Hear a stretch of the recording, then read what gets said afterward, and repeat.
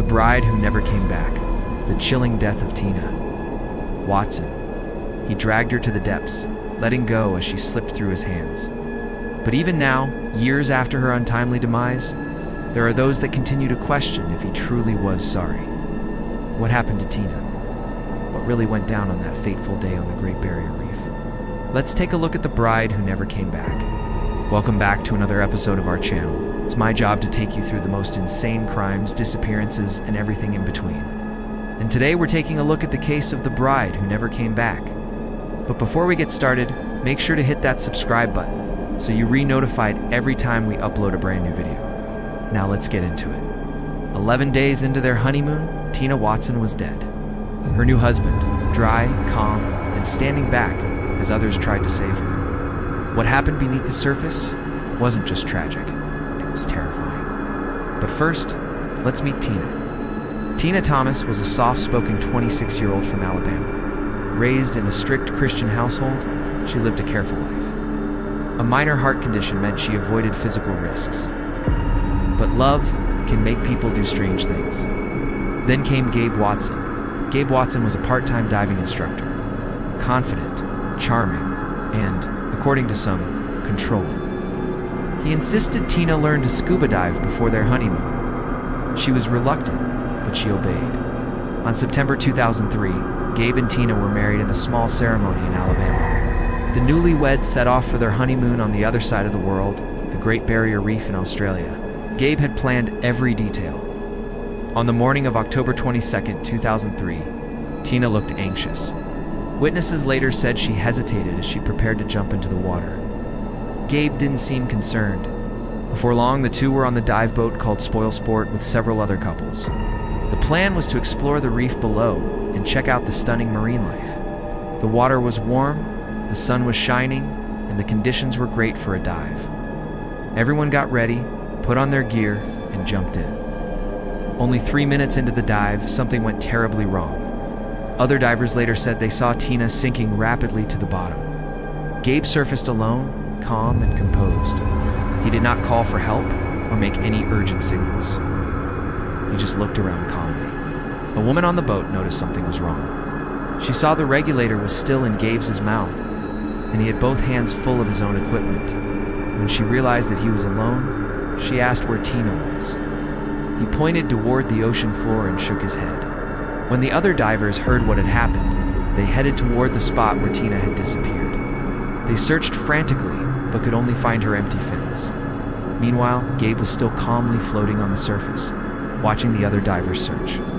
Finally, one of the divers spotted Tina lying motionless on the seafloor, about 30 meters below. They signaled to each other, then used a lift bag to bring her to the surface. By now, several people were performing CPR. To this day, no one knows exactly how long Tina was underwater. Moments later, Gabe finally started acting like a distraught husband. He cradled her lifeless body and screamed at the top of his lungs. But many of the people there believed his reaction was fake. One of the divers who went down to retrieve Tina later said she could understand why Gabe didn't help. Another said she thought it was odd he wasn't more upset. The poor woman was dead and he just stood there and watched. When the ambulance arrived, Gabe asked if there was anything he could do to help, but he was told to stay with the others. He paced back and forth, arms crossed, seemingly lost in thought. When the paramedics arrived, they checked for a pulse and confirmed she was dead. Tina had drowned. As the news spread, many of the guests on board the ship were shocked. Most had witnessed the strange behavior between Gabe and Tina throughout the trip. Some recalled how Gabe had been checking out other women while ignoring Tina. Others remembered how he'd argued with Tina and shoved her in the chest. Tina's devastated parents flew to Australia to identify her body and arrange for her to be buried. They kept asking themselves why. Why did she marry that man? And here's where things get interesting. Gabe told the police that Tina panicked underwater, which caused him to lose his mask. He claimed that she became disoriented and sank to the bottom. When he realized she was gone, he raced toward the ocean floor to try and save her. But when he reached her, she was already dead. He tried the old wife carry, but it was too late. He then surfaced and waited for someone else to come and help. But another theory emerged. Divers explained that Tina wouldn't have been able to reach his mask because she was trained to keep her hands in front of her at all times. Plus, if she was scared, she would have clung onto him even tighter than she was trained to. When asked why he didn't help the other divers, Gabe said he was in shock. In the days following the tragedy, Gabe collected all of the wedding gifts, collected his bride's insurance money, and barely contacted Tina's grieving parents. When police searched Gabe's hotel room, they found a wedding album, an underwater camera with photographs of Tina struggling in the water, and an open journal belonging to Tina. Her diary entries were disturbing. In the weeks leading up to her death, she wrote about feeling trapped and afraid, wondering if she had made the right decision by marrying Gabe. In her final entry, she wrote, "I don't know what to do. He scares me sometimes. I don't want to be too much of a nag, but I don't like the way he treats me. I wish I could talk to somebody." Then the story took yet another twist. When investigators pored over Gabe's dive log, they discovered he had recorded nothing out of the ordinary on the day Tina died. His writing showed that his breathing was completely under control, which contradicted his claim that he had struggled to keep himself from panicking as he desperately tried to save Tina. At the funeral, Gabe sat expressionless, arms crossed, as Tina's heartbroken parents buried their only child. As time passed, many wondered why Tina's death had been ruled an accident. Several of the people who knew Tina felt that Gabe was guilty. They demanded justice for the bride who never came back. In the end, the Australian authorities chose not to pursue murder charges against Gabe, deciding instead to focus on involuntary manslaughter. After all, even though Tina's death was suspicious, there was no concrete evidence that proved Gabe had intentionally killed her. Gabe even agreed to plead guilty to a lesser charge, saying he accepted responsibility for Tina's death. In 2008, he was charged with manslaughter in Australia and flew back to face his accusers.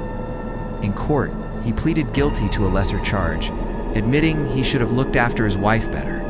The judge said she accepted his explanation that Tina had panicked and pulled off his diving mask, causing him to lose sight of her.